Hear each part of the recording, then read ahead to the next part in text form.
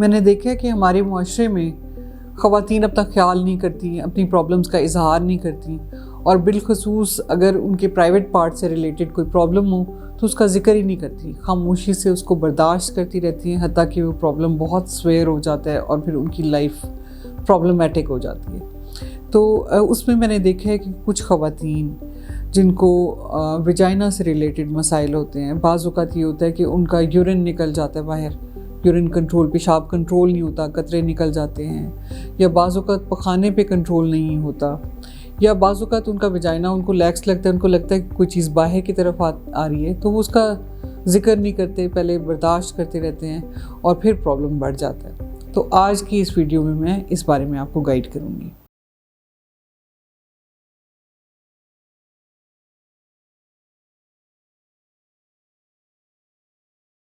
अस्सलाम वालेकुम, मेरा नाम डॉक्टर सबाहत खान है। मैं डॉक्टर्स हॉस्पिटल और उमर हॉस्पिटल जोहर टाउन में as IVF consultant and gynaecologist काम कर रही हूँ। मैंने देखा है कि ख़वातीन अपने मसाइल को काफ़ी हद तक बर्दाश्त करती रहती हैं और फौरी तौर पर मेडिकल हेल्प के लिए नहीं आती। इसकी वजह दो हो सकती हैं कि या तो वो अपनी प्रॉब्लम को आइडेंटिफाई यानी शनाख्त नहीं करती और समझती हैं कि शायद ऐसे सबके साथ हो रहा है तो मेरे साथ भी होता रहे, या फिर उनमें इतना करेज नहीं होता कि उस प्रॉब्लम को अपने घर वालों को बता सकें और उनके साथ वो डॉक्टर के पास आ सकें, या फिर उन्हें ये भी पता नहीं होता कि इसका कोई हल भी मौजूद है कि नहीं है। मैंने देखा है कि ख़वातीन की एज जैसे जैसे बढ़ती जाती है, उनके पट्ठों में कमज़ोरी आती जाती है, वीकनेस आती जाती है, जिसकी वजह से पट्ठों की मजबूती कम होती जाती है। इसकी वजह से मैंने देखा है कि बाज़ औक़ात कुछ लोगों की बच्चेदानी ढलक के बाहर आ रही होती है, बाज़ लोगों को लगता है कि नीचे बोझ पड़ रहा है और कोई चीज़ अंदर से बाहर आ रही है।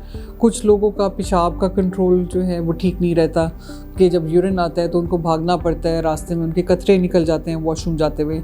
कुछ लोगों को पखाना करते हुए प्रॉब्लम होती है और बाज़ औक़ात फिंगर से उनको दबा दबा के पखाना करना पड़ता है। इस तरह के प्रॉब्लम्स उनको फेस करने पड़ते हैं। कुछ लोगों को सेक्सुअल सेटिस्फेक्शन नहीं होती कि उनका विजाइना लूज़ हो चुका होता है, और कुछ लोगों में ये होता है कि जैसे जिनके मल्टीपल विजाइनल बर्थ्स होती हैं यानी नॉर्मल डिलीवरीज होती हैं, उसमें भी जब बच्चा बार बार वहाँ से डिलीवर होता है तो सारे पट्टे ढीले हो चुके होते हैं, जिसकी वजह से ये अलामात आती हैं। वो इन प्रॉब्लम्स को फेस करने की बजाय, बर्दाश्त करने की बजाय आप उसका हल तलाश करें जो कि मौजूद है। अगर ऐसा प्रॉब्लम है तो आप अपनी डॉक्टर से कंसल्ट कर सकती हैं। उसमें आपका मुआयना किया जाता है, देखा जाता है कि आपके विजाइना का कौन सा पार्ट लूज़ है। अगर आगे मसाने की तरफ का हिस्सा लूज़ है तो उसको टाइट कर दिया जाता है, अगर पीछे पखाने वाली जगह का हिस्सा लूज़ है तो उसको टाइट करने की सर्जरी मौजूद है जिसे विजाइनोप्लास्टी कहते हैं। और अगर आपको सेक्सुअल डिसैटिस्फैक्शन है, विजाइना बहुत लूज़ है, तो विजाइनोप्लास्टी के ज़रिए उसको भी रिकन्स्ट्रक्ट किया जा सकता है। तो आपके ये सारे प्रॉब्लम्स हल हो सकते हैं। विजाइनोप्लास्टी एक ऐसा ऑपरेशन है जिसमें आपके विजाइना में ऑपरेट करके उसको वापस उसकी नॉर्मल फॉर्म में लाया जाता है।